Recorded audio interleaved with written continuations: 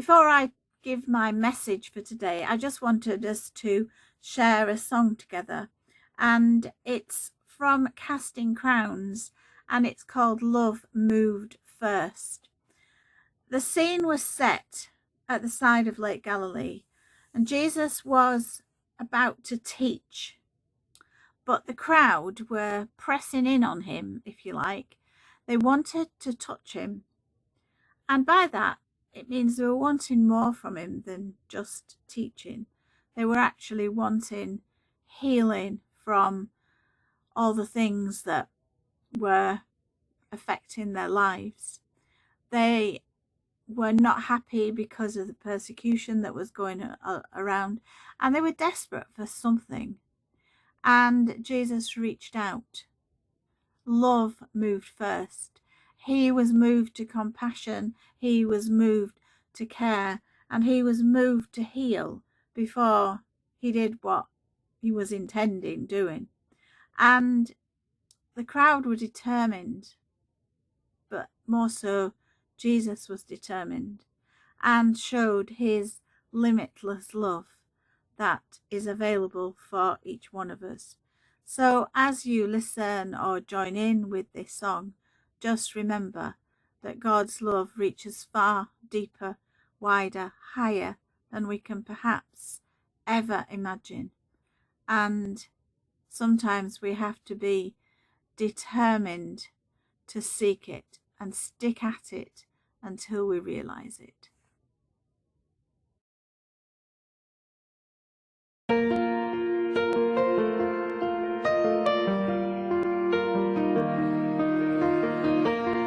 This is the story of a runaway with no way home and no way out. I threw the best of me away. I had my chance, it's too late now. Too far gone and too ashamed to think that you'd still know my name. But love refused to let my story end that way. You didn't wait for me to find my way to you. I couldn't cross that distance, even if I wanted to. You came running after me when anybody else would have turned and left me at my worst. Love moved first.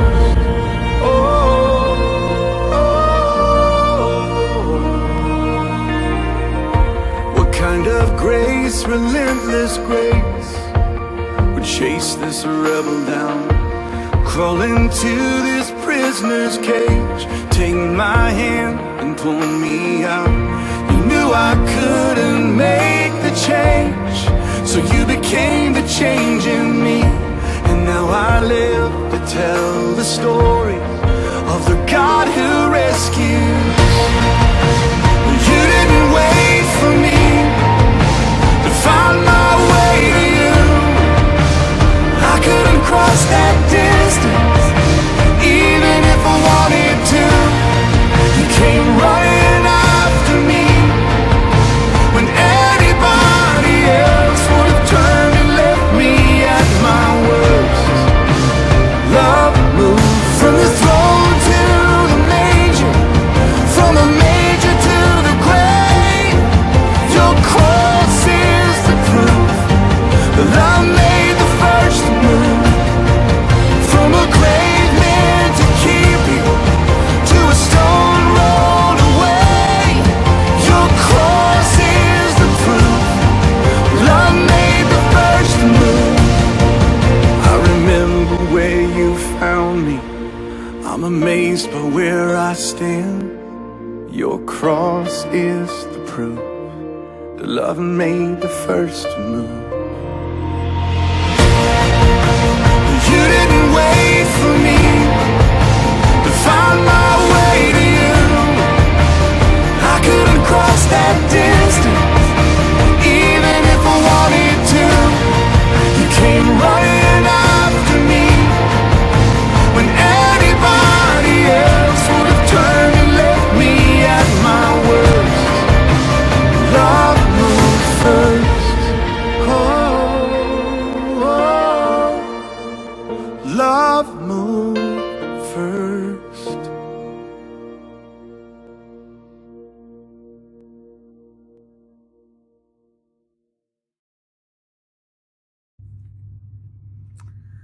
Well, hello everyone, and here is my short message for you today, the 13th of February 2022. I've been thinking this week about determination, courage, commitment, and in particular about things being limitless. And I was taken to a story about fish. Not a real one, don't worry. I'm just going to turn it round for you. It's one of these wooden bendy things, but it does look like a fish, doesn't it? I also want to show you something. And this was a present that I received from my daughter. As you can see, it's a boat. It's a boat with Jesus and some people on it. And there's a fishing net here, and these are the waves, and there's some beautiful carving underneath of small fish. But this icon, if we can call it that, has a story to tell. And it came from Armenia. It was bought for me by one of my daughters and her then fiance, and they went on a holiday to Armenia. Now, they found out very quickly that it was a bit primitive and a bit of a hard environment, and they had a wonderful time, but on the way back they experienced something that they never ever would want to experience ever again in their lives. And what happened was this: it was snowing. There was deep snow either side of the road. It was difficult to pass, narrow roads. Didn't have gritters like we do. And what's more, they were in a hired car which was fast running out of petrol. And I think they were pretty near the wire in terms of what on earth were they going to do out in the middle of nowhere with no petrol and snow. And I think I would have gone and just broken down and screamed and cried and said, I don't know. But they didn't. Maybe it's because they're younger than me, I don't know, but they didn't. They carried on with a little bit of determination and thinking, well, we've got to try and somehow find somewhere where we can get petrol. It involved them knocking on a door of a farmhouse, and there, by the grace of God, they were given petrol, enough to get them back to the airport in order to catch their plane home. Now, they were determined. They were very lucky that somebody stepped in to help, which is probably a point I want to make today as well. But they managed to get through that adversity. And if we just go back to this story that I wanted to share with you today, this is about Jesus talking to his disciples and providing for them. And he was one day out by the side of the lake, and he came across some very tired fishermen who had been fishing all night, who were at their wire and actually ready to give up. Well, they'd given up. They were going home because they'd caught no fish. They were experienced fishermen who had not managed to catch a thing, and so they were despondent, sad, tired, hungry, all those feelings that we have. And I guess they were wondering what to do next, when along came Jesus. And Jesus said, get back in the boat. I think that's the message for us sometimes, you know, when we're struggling, rather than giving up, get back in the boat, keep on. And he basically said to them, right, now, have you really thought about this? Have you really thought? Maybe you should try something different. And he just simply, very simply, told them to try the other side. Put the net out on the other side. Now, they probably thought, well, he's stupid. We're the fishermen. We know what's going on here. What's he doing telling us to put the net out? There's no fish there. But of course we know that actually it wasn't the case. And there were so many more fish in the net that they could barely pull the net in. They caught more fish than they could possibly ever have imagined. And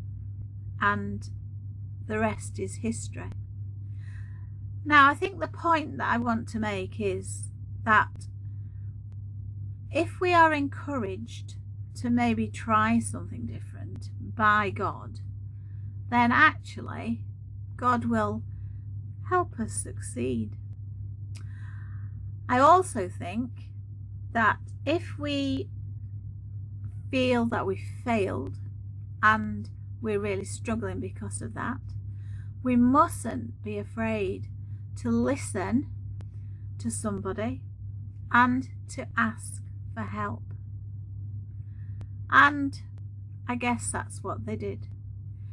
And I just want that message to go out. If we're going to have this limitless faith, that means everything is possible with God. Everything is possible with God. And in this case, the disciples were completely overwhelmed, surprised by what happened to them. And they went away with a story to tell and a message and that courage to follow Jesus, to become his disciples. And I guess there's many people out there seeking this courage, seeking this determination, seeking this commitment, and it's just daring to try. So I would encourage you this week, first of all, to ask Jesus for help. Secondly, to try. And it might be somebody, it might be a friend, it might be an acquaintance, it might be a teacher, it might be someone in your family, whoever it is. If they encourage you to carry on, to be determined, to be courageous, just listen to them, because that could easily be the voice of God coming through your struggle. Just like those disciples. Be blessed.